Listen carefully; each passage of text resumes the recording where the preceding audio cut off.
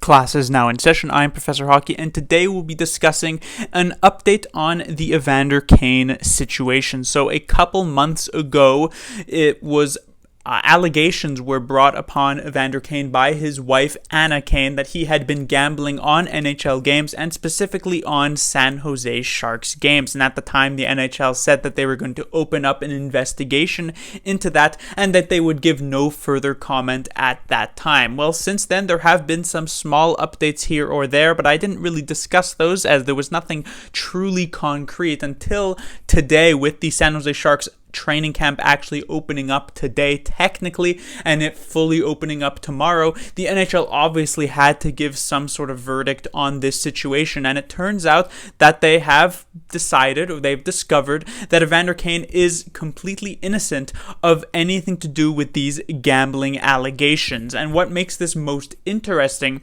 is that while they were able to reach Sharks players and members of the organization for interviews and for comments, as well as Evander Kane himself, they could not actually reach Anna Kane herself for any sort of comments or any sort of interview when it came to these allegations. And so that obviously does not really help her case. And in the end, as I said, there was no evidence found that Evander Kane had been gambling on NHL games and that he played any part in trying to make the San Jose Sharks lose any games. He did not throw any games for the San Jose Sharks. And so a couple months ago when I discussed these allegations, I said it was unlikely that San Jose Sharks would be having Evander Kane to play in this upcoming season or ever again for the Sharks. But now with this verdict being reached, it seems very likely that Evander Kane will indeed, of course barring any sort of trade that could technically happen, though is probably quite unlikely, it's likely that Evander Kane will indeed be playing with the San Jose Sharks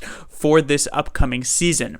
Now, it should be noted that at the end of this press release put out by the NHL, they did specifically mention that it was only the gambling case that was going to be open and shut at this point, and that they have found zero evidence of that, because there are actually other allegations again brought up by Anna Kane against Evander Kane that he was guilty of sexual assault and domestic abuse against her. However, with the gambling situation, the fact that she wasn't reached for comment or interview about that, it does end up hurting her credibility somewhat. And in a case where it could become a he said, she said situation, it's hard to necessarily put so much belief into someone who the NHL, at least at this point, believes was lying to them, or at least heavily exaggerating the truth when it came to this gambling situation that they investigated for about a 2-month period of time. So again, it seems quite likely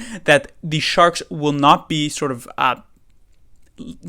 able to let go of this Evander Kane contract completely for free, even if there were some Sharks fans and maybe even some members of the Sharks organizations who would have loved to see that happen. So that leaves the San Jose Sharks with a couple of options in this situation. As I mentioned, there was the trading option. Now that the gambling situation is taken care of and that this other investigation may or may not actually bear any sort of fruit, the fact still remains that Evander Kane is a very effective player for any NHL team when it comes to strictly on ice play. Evander Kane was the best player for the San Jose Sharks this past season. He is a 30-goal scorer. He is a 60-point scorer.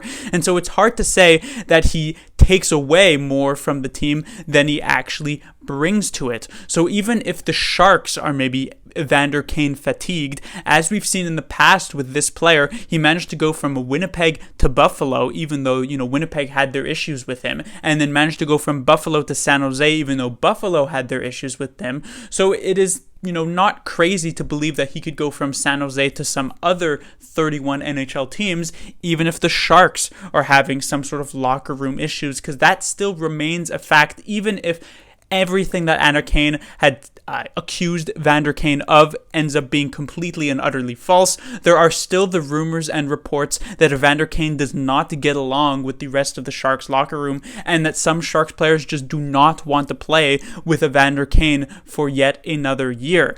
But if there is a possibility of being able to move him to a different team, if it only ends up as this sort of interpersonal team drama, maybe there is another GM who's willing to give an opportunity to, again, a player who is a 30-goal scorer, 60-point scorer, and these players do not just necessarily grow on trees.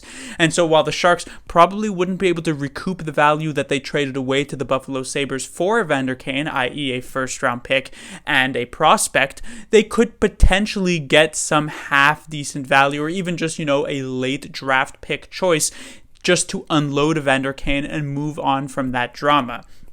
However, it is, of course, very hard to say what the GMs are feeling. While I say it's possible that one of the 31 other NHL teams could be looking to try and pick up a player like Evander Kane, it's very possible that just nobody's going to want to touch him with a 10-foot pole at this point. So when it comes to another situation that the Sharks could do is that they also could just try to waive him. They could just put him on waivers and see if any teams are willing to pick him up essentially for free, and if not, just kind of bury him in the minors. Yeah, it kind of sucks for the Barracuda to have to deal with a player like that if, of course, Evander Kane were to even report to the Barracuda, but it would clear out the Sharks locker room if that really was that much of an issue. The third and final situation that could end up, and maybe is the most likely to end up happening, is that Evander Kane kind of just remains with the Sharks as a whole, plays with the team, and we kind of just move forward at that. The Sharks made a few major signings, or at least a few decently sized signings this past offseason, looking to try and compete for this upcoming year. And the fact is that the Sharks are likely, I can't say this for sure, but they're likely to be a better team with Evander Kane than without.